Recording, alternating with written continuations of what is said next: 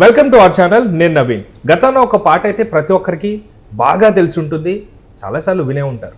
మీకు గుర్తు తీసుకొచ్చే ప్రయత్నం చేస్తాను.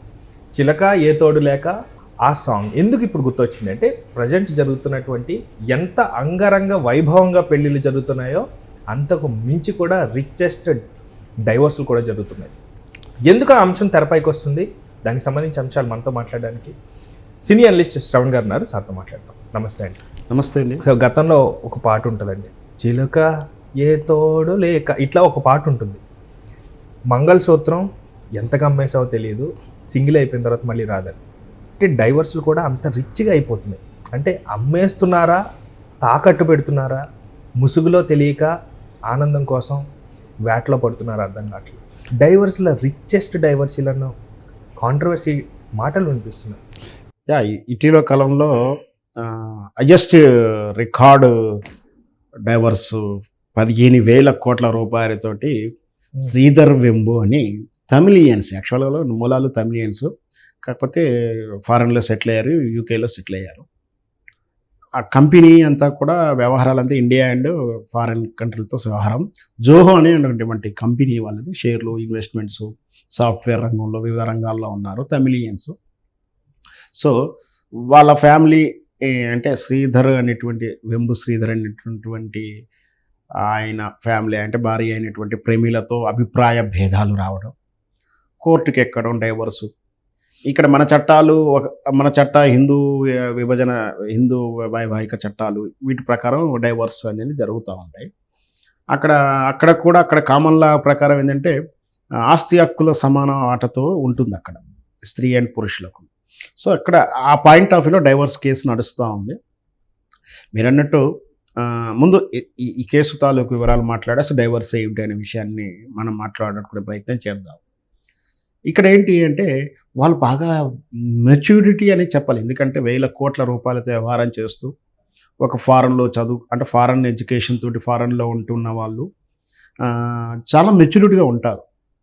వాళ్ళు అభిప్రాయ భేదాలతో విడిపోవడం వల్ల జరిగే నష్టాలను అంచనా వేసుకొని కూడా ముందుకెళ్ళే ప్రయత్నాలు చేయడం, ఇవన్నీ పరిశీలనలు చూస్తుంటే అది ఒక రకంగా ఆందోళన కలిగిస్తుంది. ఎందుకు వాళ్ళ కరెక్టే కావచ్చు, పాపం వాళ్ళ బాధలు వాళ్ళకు ఉండొచ్చు. డైవర్స్ ఇవ్వడానికి అడిగిన వాళ్ళకి, ఇచ్చే వాళ్ళకు వాళ్ళ పర్సనల్ రీజనే కావచ్చు. ఇక్కడ లీగాలిటీ చిక్కులు, సమస్యల వల్ల ఇది వైరల్ అవుతా ఉంది టాపిక్. విషయం ఏం జరిగిందంటే వాళ్ళ మధ్య అభిప్రాయ భేదం అయితే వచ్చింది. వాళ్ళ మధ్య అబ్బాయి పాపకు ఆటిజం అనేది వ్యాధి కూడా ఏదో ఉన్నట్టు కూడా చెప్తూ ఉన్నారు. సో దాని తరపున ఎక్కడ వచ్చిందో అభిప్రాయ భేదాలు, మరి బిజినెస్లో వచ్చిందా, వ్యక్తిగతమైనటువంటి ఇండివిజువల్ ఐడెంటిటీ క్రైసిస్లో వచ్చిందా తెలియదు. మొత్తం విడాకులకు దానికి వచ్చిన తర్వాత ఆ ప్రయత్నంలో ఆస్తుల పంపకాలతో అయితే ఇంకా లాగి అవుతూ ఉంది. ఎందుకు అంటే ఉన్న పలంగా అంటే వీళ్ళు 8.5 బిలియన్ల వేల కోట్ల రూపాయల ఆస్తులు కలిగినటువంటి ప్రాపర్టీ హోల్డర్ వాళ్ళు, రిచెస్ట్. ఇప్పటి వరకు అంటే ఈ సమకాలీక కాలంలో బిల్ గేట్స్ ఇచ్చిన డైవర్స్ కూడా అత్యధిక ఖరీదైనటువంటి డైవర్స్. అది అంటే అత్యధిక దాన్ని ఏమంటాం, నష్టపరిహారంగా లేదా హక్కుగా ఇచ్చినటువంటి భరణం ఇచ్చినటువంటి కేసు.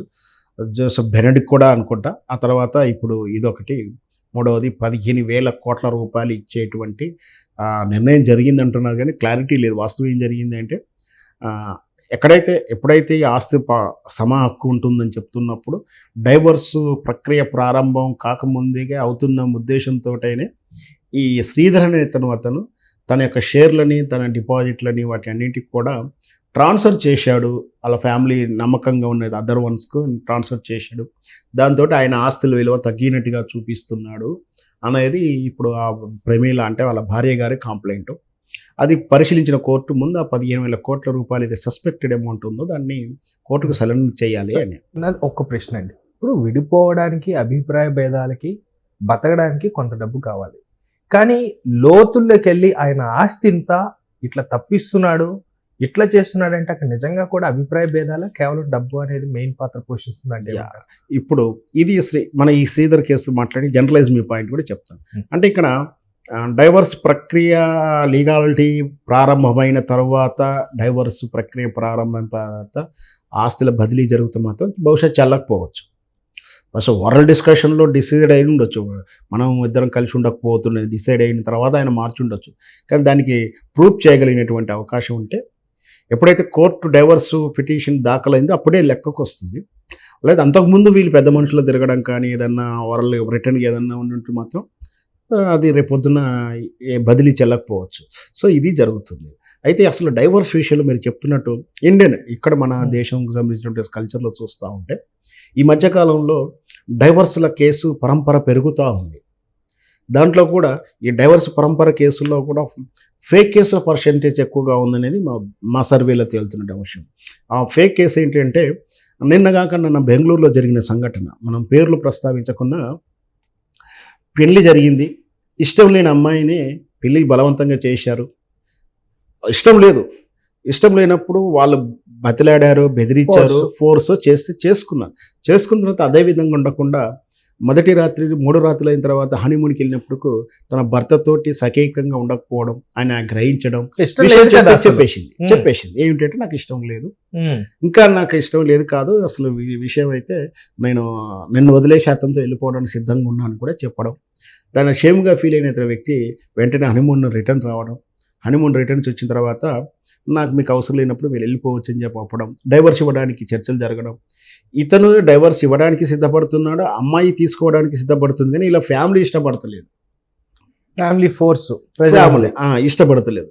ఈ సంఘర్షణలో అమ్మాయి మీద ఒత్తిడి పెరిగి పేరెంట్స్కు చెప్పుకోలేక, ఇటు సమాజానికి వివాహం అయినటువంటి ఈ కొత్త జీవితంలోకి రాలేక ఆ సందిగ్ధంలో ఒత్తిడి గురైన అమ్మాయి సూసైడ్ చేస్తుంది. ప్రెజర్ లో పోయిన అమ్మాయి వల్ల ఇప్పుడు ఇబ్బంది పడేది అమ్మాయి కదా, ఇప్పుడు ఇబ్బంది పడింది కదా, సూసైడ్ చేసుకుంటూ స్పష్టంగా లెటర్లో కూడా నా వ్యక్తిగత కారణాల వల్ల నేను చేసుకుంటున్నానని కూడా చెప్పింది. అయినా కూడా ఇక సదరు ఫ్యామిలీ వాళ్ళు ఏం చేశారు, వాళ్ళ మీద వరకట్నం కేసు, అంటే పెళ్ళై 15 రోజులు కాలేదు, వరకట్న వేధింపుల కేసు అని చెప్పేసి, ఇంకా పెళ్లికి జరగాల్సిన ఖర్చంతా వాళ్ళే పెట్టుకున్నారు. ఈ తరహా కేసులు చాలా జరుగుతున్నాయి. వరకట్నం వేధింపుల కేసు పెడితే ఈ ఒక పెళ్లి కొడుకు తల్లి మాత్రమే ఉంది. వీళ్ళ అవమానం పోలీస్ కేసుకు ఒత్తిడి భరించలేక అవమానంగా భారించి వాళ్ళు పారిపోయి 3 రోజులు ఎక్కడో గడిపేసి వాళ్ళు సూసైడ్ చేసుకున్నారు. తప్పు ఎక్కడ జరుగుతుంది? ఇక్కడ తప్పు ఎవడుంది? అమ్మాయి ఆమె సూసైడ్ చేసుకుంది, తెగించింది. ఆ తెగింపేదో ఆ మొదటిసారి పెళ్లికి ముందే ధైర్యంగా చెప్పుకుంటే పెళ్లి దాకా రాకపోయింది. అంటే ఇట్లా ఈ డైవర్స్ కేసుల్లో కానీ ఇట్లాంటి కేసులు చట్టాల అడ్డం పెట్టుకొని రకరకాల డ్రామాలు ఆడుతున్నారు. నిన్నగాక మన లైవ్ జడ్జి కేసు మనం ఒకటి చూశాం. డైవర్స్ ఇవ్వాలంటుంది, భరణం ఇవ్వాలంటుంది. భర్త దగ్గర నుంచి ఈమె భరణం అడుగుతుంది. ఈమె ఆల్రెడీ నెలకు సఫిషియెంట్, అంటే what is the sufficient needs అంటే 30-40 వేలు జీతం వస్తే సరిపోతుందన్న స్టేజ్ ఈ ఎకనామికల్ ఈ రోజుల్లో. ఈమె ఆల్రెడీ ₹1,00,000 వస్తున్నా కూడా భర్త నుంచి భరణం అడుగుతుంటే, భర్తకు వచ్చే జీతం కూడా 30-40 వేలు అయినప్పుడు అతను ఎలా బ్రతకాలి? నీకు ఆల్రెడీ ఎగ్జిస్టింగ్ ఉన్నా కూడా ఎందుకు ఇవ్వాల్సి వస్తుంది భరణం అని? అంటే ఇచ్చే భరణానికి మీనింగ్ ఉండాలి. హక్కు విషయం వేరు, భరణం వేరు, మెయింటెనెన్స్ వేరు. సో డైవర్స్ కారణం ఎవరు, ఎందుకు అనేది వేరే విషయం. ఇచ్చిన తర్వాత మేలు మాత్రమే భరణం ఇవ్వాలి, మేలు మాత్రమే భజించాలనేటువంటి విధానం ఏదైతే ఉందో అది తప్పు. ఆమె సంపాదిస్తున్నప్పుడు ఇతను ఇవ్వాల్సిన అవసరం లేదు. బట్ ఒకవేళ నీకు ఆస్తి హక్కులు ఏమైనా సమాన హక్కు ఉందా అంటే, ఆ సమాన హక్కుల విషయంలో భర్త ఆస్తిలో సమాన హక్కు ఉన్నప్పుడు భార్య ఆస్తిలో కూడా సమాన హక్కు రావాల్సి ఉంటుంది. ఇవన్నీ కూడా చట్టాలను లొసగులు, చట్టాలు అడ్డం పెట్టుకుని మిస్ అవుతున్నట్టు విధానం. ఇవన్నిటికి మించి అసలు ఎందుకు విడిపోవాలని మాత్రం ఆలోచిస్తలేరు. ఇండివిజువాలిటీ ఎక్కువైపోయింది. ఆయన లేకుండా నేను బతకగలుగుతాను, ఆమె లేకుండా నేను బతకగలుగుతాను, ఆమె ఉన్నా కూడా నాకు ఇంకో కావాలి ఆయన ఆలోచించడం, ఆయన ఉన్నా కూడా నాకు ఇంకో ఆయనతో ఈవినింగ్స్ నాకు కావాలని ఈమె ఆలోచించుకోవడాలు, ఇట్లాంటి కల్చర్ పెరిగిన తర్వాతనే ఈ డైవర్స్ ఎక్కువ పెరుగుతూ ఉంది. ప్లస్ ఇండివిజువాలిటీ ఎక్కువ పెరిగింది. ఈ మనం ఎంత అవునన్నా కాదన్నా సమాజంలో మనం ఒకరము, సమాజంలో పార్ట్, కానీ మనమే సమాజం కాదు. కాబట్టి సమాజంలో మనం ఉన్నప్పుడు ఆ నలుగురితో సజెస్ట్ అవ్వడానికి 2-3 రాజీ పడాల్సిన అవసరం అంతేనే ఉంటుంది. అది మేలా ఫిమేలా ఎవరు పడితే రాజీ పడితే ఆ సంసారం కంటిన్యూ అవుతుందో వాళ్ళు ఖచ్చితంగా రాజీ పడాల్సిందే. అవన్నీ వదిలేసి ఆ చెప్పడానికి కానీ అర్థం చేసుకోవడానికి వీళ్ళ మైండ్ సెట్ లేదు. చెప్పే పేరెంట్స్ కానీ చెప్పే పెద్దవాళ్ళు కూడా పొల్యూట్ అయి ఉన్నారు. చెప్తున్నాను కదా, చట్టాలు అడ్డం పెట్టి వాడు ఏం చేస్తాడో చూద్దామని ఈ దగ్గర ముక్కుపిండి డబ్బులు వసూలు చేద్దాం, ఈ తరహా ఆలోచనలు పెరిగేసి డైవర్స్లు పెరుగుతూ ఉన్నాయి. డైవర్స్ పెరగకుండా కౌన్సిలింగ్ సిస్టమ్ని ప్రభుత్వం సూచనలు చేసినా కూడా ఆ కౌన్సిలింగ్స్ వ్యవస్థ అంతా కూడా బ్లాక్మెయిల్ వ్యవస్థగా తయారైంది. సో ఇదంతా కూడా చట్టాల్లో ఉన్నట్టు లోపాలు. మనం ఏం చేయలేం. ఎంత జరిగినా కూడా డైవర్స్ అనేది సంఖ్య పెరుగుతూనే ఉంది. ఒకవైపు ఎంతమంది చట్టాలు చెప్పినా, సమాజం చెప్పినా వ్యక్తిగతంగా వాళ్ళ ఆలోచన ద్వారా మారుతూ తప్పించి మనం ఏం చెప్పలేం. Thank you sir, thank you so much.